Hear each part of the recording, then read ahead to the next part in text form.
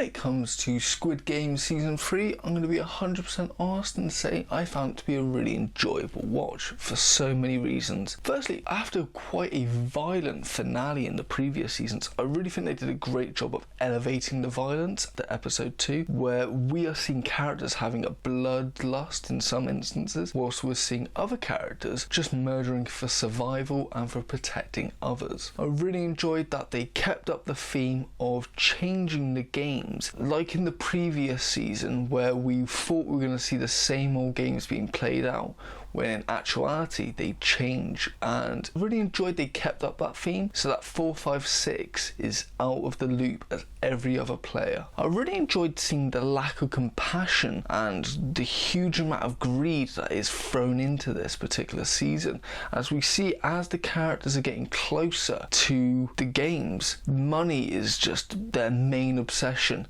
and the fact that people are dying they do not care about one bit.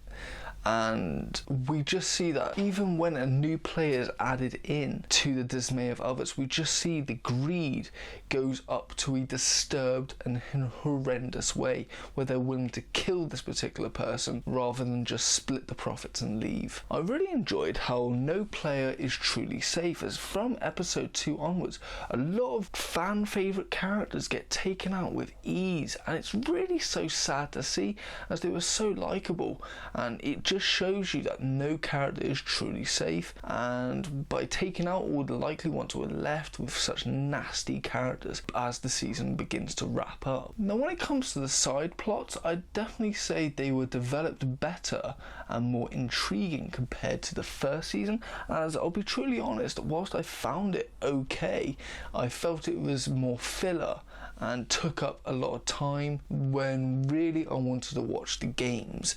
But for this particular series, I thought all 3 stories were very intriguing, with the 2 side plots. Because we didn't know where it was going narratively, it added to its interest. Now what I really loved about this series is the amount of twists that are thrown in here and there, whether it be the creators trying to add tension towards the other players by adding in a new player. I thought that was a really cool twist, and then seeing that they give 456 an out, but it would cost him morally, and that's something I really enjoyed, is seeing this character kind of question his morality and the compassion he has. As we see in the very beginning, he is down after the huge amount of events. He believes he should have died. He feels he got so many people killed and that he just feels defeated, but then we see his compassion is restored and his faith in humanity is back, but it will cost him his life if he continues, as no one else is like him. He is the only one to have compassion, and then the creators give him this out, but it will cost him morally. And I really enjoyed seeing the fact that he is going to ignore this. He's not going to take the easy route, even if it means death to him and the person he's trying to protect. I thought it was really quite an interesting thing to see this character go through quite a downward stumble and then get back up and continue the journey he was set out to do. Now when it comes to the ending, I will say there are some instances I really enjoyed, like the player 456 sticking with his moral code to the end.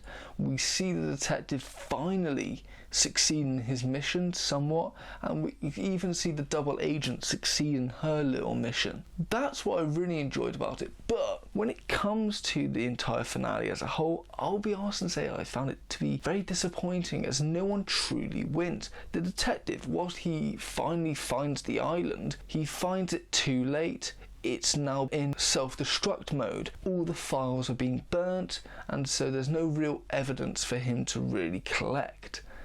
We see that 456, whilst he did succeed morally, he sadly passed away. We see that yes, while the Squid Games in Korea have been taken away, no one is facing justice. So anyone who worked on the Squid Games, they can live without fear of being captured by the authorities, as every shred of evidence is now destroyed, and it looks by the end of it that they've moved to a different country, so it feels very one-sided. The one little bit that I will say I found intriguing about the ending is seeing the creator showing a bit of compassion towards 456 in the most horrendous way possible, but still it shows that he has a bit of humanity and he respected 456 as he was genuine. Now when it comes to criticisms, I do have a few. My first criticism is, even though I enjoyed it as it was a great thing to see, I think they killed off all the likeable characters very early on, and by doing that we as an audience only really have one person to root for, and I think that's why series 1 was so good, as whilst you did root for that particular player, the main one, we also had little other players to root for as well. Whilst with this, they just gave us 456, and I think that was quite a disappointing thing, as it didn't give us a variety of options, and if anything, the ones that were alive, they weren't characters we wanted to root for. If anything, we wanted to see their demise. My second critique is that the last game they play, it doesn't follow the code of all the other games, as they're all childhood games that people play on the playground, whilst with this one made no real sense. It doesn't really fit the code of all the other previous games.